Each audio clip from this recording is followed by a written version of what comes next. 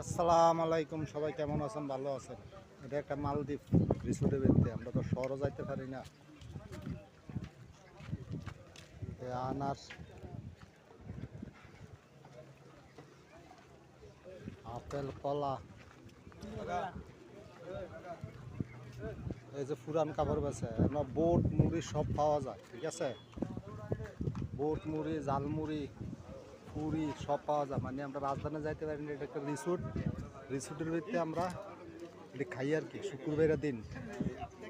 দেখেন পাপ্পা, কলা, আম, দেখেন